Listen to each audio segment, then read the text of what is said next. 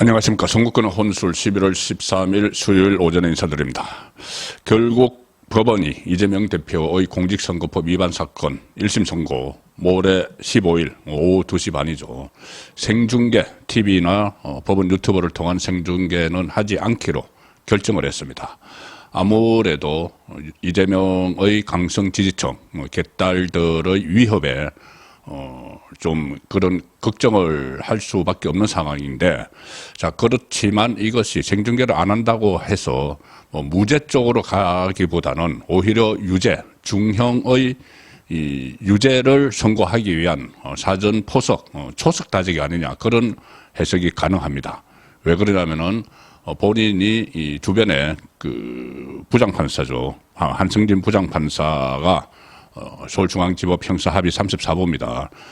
주변에 만약에 재판을 1심 선고를 생중계를 할 경우에 얼굴이 노출되니까, 본인의 얼굴이 노출되니까 상당히 부담을 갖는다. 왜냐하면은 이재명 대표의 강성 지지층들에게 봉변을 당할 수가 있다. 그런 의미겠죠. 자, 그렇기 때문에 이 재판을 비공개, 그러니 생중계를 안 한다.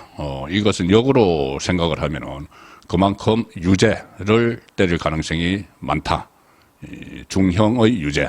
자, 그렇게 중형의 유죄를 선고를 앞두고 있다면은 본인의 얼굴이 노출되는 데 대해서 부담을 더 가질 수가 있겠죠.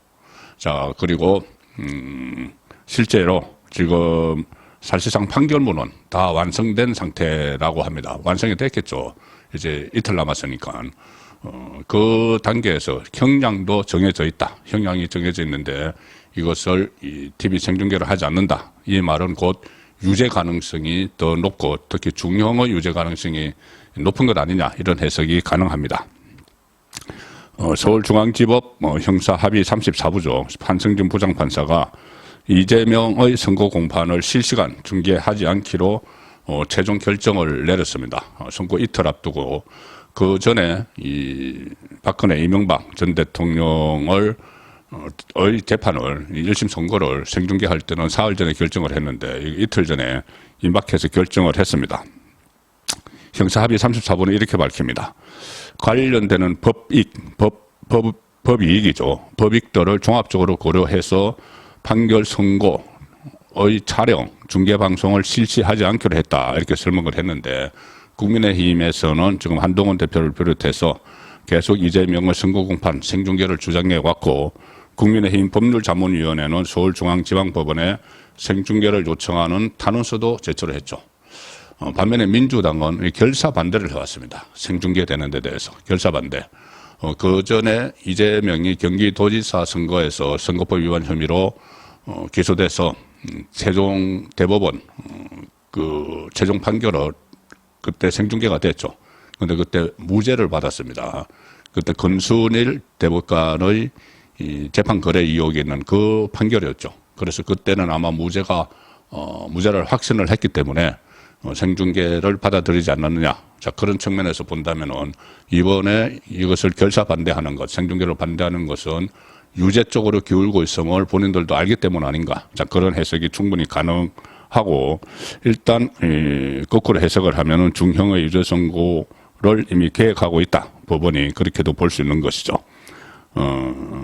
자, 이 상황에서 여당에서 법안 하나를 준비하고 있습니다. 뭐냐면은 이렇게 생중계를 하지 않기로 결정한 것 중에 하나는 판사들을 급박하는 좌파의 그런 분위기, 시도들도 영향을 미쳤다고 봐야 될 텐데, 여당이 국민의힘이 판사를 급박할 때는 징역 5년에 처하는 사법방해죄를 발의를 오늘 내일 중으로 한다고 합니다.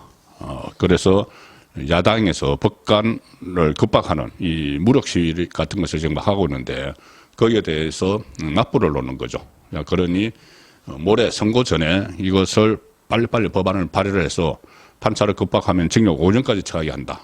그러면은 1심 재판부가 판결을 내리는데 상당히 좀 부담을 덜어주는 그런 상황도 될 수가 있습니다. 판사를 급박하거나 사건 관계인의 허위 진술을 강요할 경우, 이건 그 위정교사죠. 이재명이 지금 1심을 앞두고 있는 위정교사. 그 경우에 처벌하는 사법방해죄 신설 법안을 발의를 합니다. 사법방해죄가 우리나라에는 없는데 미국 같은 경우는 굉장히 중형으로 다스리죠. 징역 5년 이상을 때리는 그 중형인데 우리도 사법방해죄를 만들어서 판사를 급박하면 징역 5년 이렇게 때리는 법안을 오늘 내일 중으로 발의를 합니다. 상당히 긴박하게 돌아가는 것을 알 수가 있죠. 그리고 판사 기피 신청을 하면 접수일 기준으로 열흘 이내에 결정하는 형사소송법 개정안. 지금 계속 이화영 같은 경우도 판사 기피 신청을 하면서 시간을 막 재판을 끌고 있죠. 그걸 하지 못하도록 열흘 안에 무조건 결정을 한다.